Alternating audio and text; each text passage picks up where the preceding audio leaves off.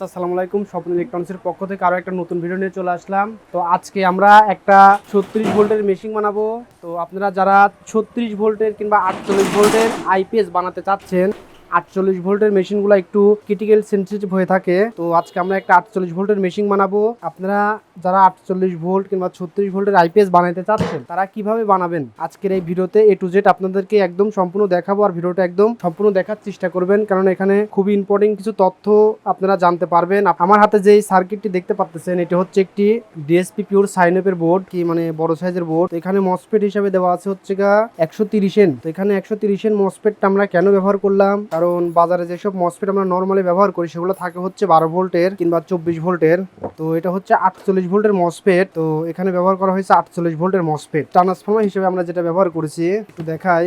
এটা হচ্ছে 7 ইঞ্চি করে একটা 4.5 ইঞ্চি ফিটনেসের একটা ট্রান্সফরমার। তো এটাতে আমাদের 2500 watt, pure 2500 watt load capacity থাকবে। এটা দিয়ে একটা 1 হর্সের মোটর এবং 10টা ফ্যান 20টা লাইট চলবে। এটা ওয়ারিং করব, চলুন ভিডিওটা শুরু করা যাক। তো আমাদের সামনে আছে একটা ডিসপ্লে আর একটা আইপিএস ইউপিএস সুইচ। আমরা যদি একটু পিছন সাইডটা দেখি, তো আমাদের এখানে দুইটা ফ্যান ব্যবহার করা হয়েছে হাই স্পিডের। এখানে আছে একটা ইউপিএস সুইচ, এটা ব্যাটারির পজিটিভ টার্মিনাল, এটা ব্যাটারির নেগেটিভ টার্মিনাল। আর এখানে একটা মেন অন একটা সার্কিট ব্রেকার ব্যবহার করা হয়েছে।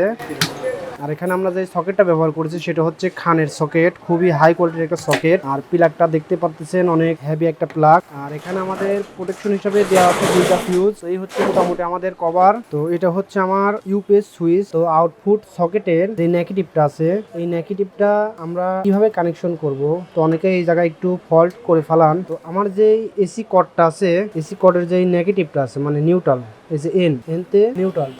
তো আমরা এই নিউট্রালটা আমাদের এখানে যেই আউটপুট সকেটটা সরাসরি আমরা নিউট্রালটাই সকেটে লাগাইয়ে দেব। তো এখান থেকে নিউট্রাল থেকে আমাদের একটা নিউট্রাল তার আসবে হচ্ছে সার্কিটে। আমরা এখান থেকে একটা নিউট্রাল তার সার্কিটে দিয়ে দিলাম। তো এখান থেকে আরেকটা নিউট্রাল তার আমাদের যে সিটি কয়েলটা, তো দেখেন সিটি কয়েলের ভিতর দিয়ে কিন্তু আমরা একটা প্যাচ দিছি। তো আপনারা এখানে দুইটা প্যাচও দিতে পারেন, একটা প্যাচও দিতে পারেন, কোনো সমস্যা নাই। তো একটা প্যাচ দেওয়ার পরে আমাদের যে তারটা আছে এটা হচ্ছে আমরা ট্রান্সফরমারের সাথে লাগাবো। এই হচ্ছে আমাদের কয়েল। তো অনেক জায়গায় দেখা যায় সিটি কয়েলটা বোর্ডের সাথেই থাকে। তো এখানে আমাদের এক্সট্রা ভাবে সিটি কয়েলটা ব্যবহার করা হয়েছে। তো সার্কিট ব্রেকারের এখানে আমার তার আছে মোট 4টা। তো আমি এখানে মোটা তার না থাকায় চিকন তার ব্যবহার করা হয়েছে। তো আমরা দুইটা তারকে একটা করে ধরবো আর কি এখন। তো আমার এখান থেকে যে দুইটা তার দেখতেছেন সার্কিট ব্রেকারে, তো এই দুইটা তার মূলত আমার একটা যাবে হচ্ছে সরাসরি সার্কিটে, একটা সরাসরি সার্কিটে আর একটা সরাসরি ট্রান্সফরমার। তো আমার ট্রান্সফরমার এবং সার্কিট দুইটা থেকেই আমার সংযোগটা আসবে প্রথমে সার্কিট ব্রেকারের এক প্রান্তে, আর অপর প্রান্ত থেকে আমরা যে আউটপুটের তারটা নিয়ে সরাসরি সকেটে দিয়ে দেবো। এই হচ্ছে আমাদের সার্কিট ব্রেকারের কাজ। আর এখানে আমি এসি ইনপুট, যেহেতু আমার এটা বড় একটা মেশিন, এখানে বড় ফিউজ হোল্ডার না থাকার কারণে আমি দুইটা ফিউজ হোল্ডার দিয়ে এসি ইনপুট সংযোগ দিছি। তো এখানে যেই প্লাগটা আছে আমাদের এই যে এল, তো এই এল থেকে আমাদের প্রথমে ফিউজ আসবে, ফিউজ থেকে ঘুরে আমাদের সার্কিটে এসি ইনপুট হবে। তো এই হচ্ছে আমার নিচের কানেকশন। তো চলুন আমরা এখন ট্রান্সফরমারটা লাগিয়ে ফেলি। তো আমরা মোটামুটি ট্রান্সফরমারটা বসাই দিছি, দেখাই। এই হচ্ছে ট্রান্সফরমার।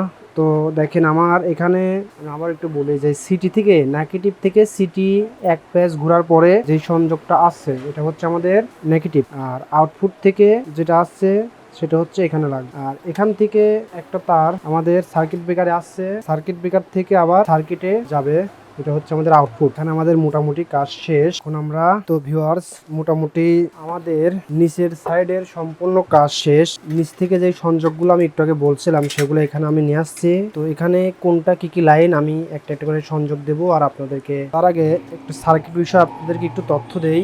এটি হচ্ছে একটি DSP pure sine wave circuit. এই সার্কিটটা দিয়ে আমি একটা 36 ভোল্টের আইপিএস বানাতো। এখানে দেখেন সার্কিটটা একটু ভালোভাবে দেখেন, এখানে একটা 78 পাওয়ার দেওয়া আছে। তো এখানে যেটা দেখতেছেন এটা হচ্ছে একটি 5200 ট্রানজিস্টর। তো যারা অ্যামপ্লিফায়ার বানায়, আমরা অ্যামপ্লিফায়ারে কিন্তু 5200 1943 ট্রানজিস্টর ব্যবহার করা হয়। এটা মূলত অ্যামপ্লিফায়ারের ট্রানজিস্টর 5200 পিএনপি একটা ট্রানজিস্টর। তো এটা এখানে কেন দিলাম, কারণ এটা হচ্ছে একটা এই যে ব্যাটারির সংযোগটা আছে আমাদের, এই ব্যাটারির সংযোগ দিয়ে আমাদের এখানে 36 ভোল্ট ব্যাটারির সংযোগ আমাদের এই বোর্ডটাতে। তো ঢোকার পরে আমাদের এই যে এখানে যে 5200 ট্রানজিস্টরটা আছে এটার 36 ভোল্টেজ ইনপুট হয়। 36 ভোল্ট ইনপুট হওয়ার পরে ট্রানজিস্টরটা দিয়ে 12 ভোল্ট আউট, এই 12 ভোল্টটা নিয়ে আবার 5 ভোল্টে সংযোগ যাবে। তো দেখেন এখানে 36 ভোল্ট, এটাতে আছে 36 ভোল্ট। তো আমি ভিডিওটা একটু বিস্তারিত ভাবে বানাচ্ছি, তো যারা বোঝেন তো তাদের জন্য না আর কি, যারা বোঝেন না তাদের জন্য এই ভিডিওটা আসলে করা। তো আমার এই হিট সিনের সাথে যেই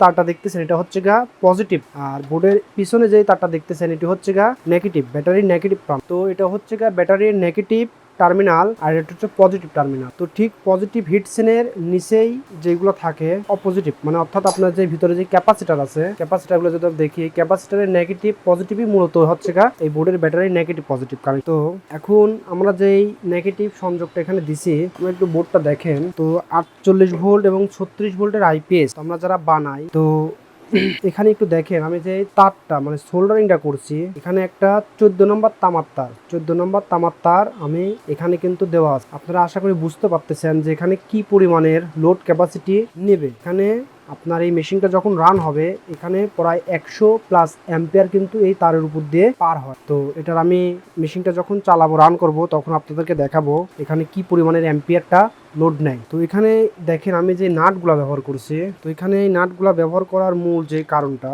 আমরা যখন এখানে ট্রান্সফরমার যে টার্মিনালটা আছে এখানে যখন আমরা লাগাবো, তো এখানে সংযোগ পাওয়ার পরে এই সংযোগটা আমাদের মসফেটের যেই 2 নম্বর পিন আছে এইখান থেকে এইখানে আসতে যে একটা হিটসিনের কারণে যে একটা বাধা সৃষ্টি হবে, এই বাধার কারণে হিটসিনটা কিন্তু অনেক, তো সেজন্য আমরা এখানে দেখেন একটা তামার তার কিন্তু দিচ্ছি, যাতে করে আমাদের এই তামার তারের মাধ্যম দিয়ে এই পাশে সংযোগটা চলে আসে, হিটসিনটা যাতে ঠান্ডা থাকে। তো এখানে নাটও দেওয়া হয়েছে কিন্তু অনেক বড় বড় সাইজের নাট। তো মূলত নাট দেওয়ার উদ্দেশ্য ওইটাই, এখানে যদি আমরা ছোট নাট ব্যবহার করি সেক্ষেত্রে কিন্তু এটা কিন্তু এত অ্যাম্পিয়ার লোড নিতে পারবে না। তো অনেকেই ডিএসপি আইপিএস বানান, বলেন যে ভাই ডিএসপি আইপিএস এর রেজাল্ট ভালো না, চলে না, মসফেট নষ্ট হয়। তো মূলত মসফেট গুলো নষ্ট হয় এই কারণে, সেটি হচ্ছে আপনারা যে এই পিছন সাইডে যে কাজটুক আছে এটা কিন্তু আপনারা ভালোভাবে করেন না। তো অবশ্যই ডিএসপির গুরুত্বপূর্ণ কাজ হচ্ছে গা এই পিছন সাইডে মজবুত একটা সোল্ডারিং করার। তো এই বিষয়টা আপনাদেরকে একটু আমি আইডিয়া দেওয়ার চেষ্টা করলাম। এখানে মসফেট দেওয়া আছে 24টা, এগুলো হচ্ছে 48 ভোল্টের মসফেট। তো এই হচ্ছে আমাদের সার্কিটটা।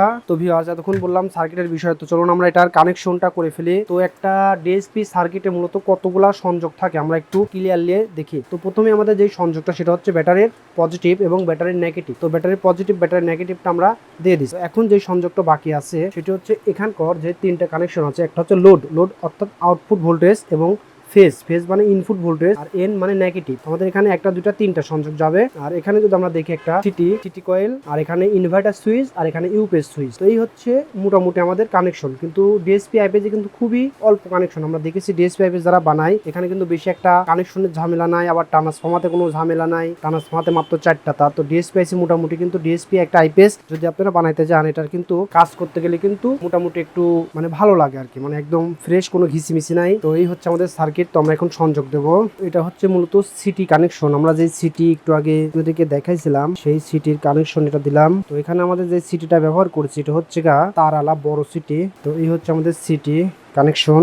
আর তারপরে আমাদের এসি ইনপুট, এটা হচ্ছে এসি ইনপুট, অর্থাৎ আমাদের যেই আইপিএস এর সাথে প্লাগটা আছে সেই প্লাগের এলটা সরাসরি ফিউজ হয়ে আমরা এখানে লাগিয়ে দিলাম।